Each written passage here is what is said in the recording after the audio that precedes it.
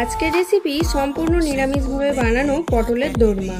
তার জন্য প্রথমেই নিয়ে নিয়েছি পটলের দুদিক বাদ দিয়ে ছুরির সাহায্যে হালকাভাবে খোসাটা ছাড়িয়ে নেব।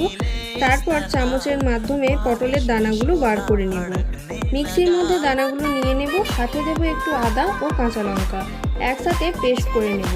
পটলগুলোকে লবণ হলুদ দিয়ে ভেজে তুলে নেব। সাথে দেবো আগে থেকে করে রাখা দানার পেস্টটা, হলুদ ও লঙ্কা গুঁড়ো।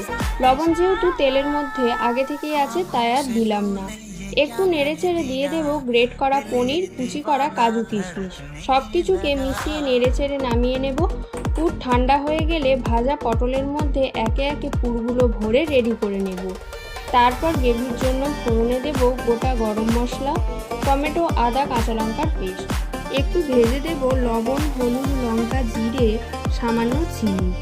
জল দিয়ে মশলা কষে দেব পোস্ত ও কাজুর পেস্টটা। আবারও একটু কষিয়ে তেল ছাড়তে শুরু করলে দেব পরিমাণ মতো জল।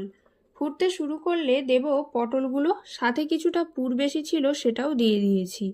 আরও কিছুক্ষণ রান্না করে নামিয়ে নিলেই একদম তৈরি পটলের দোরমা। খেতে কিন্তু ভীষণ ভালো হয়।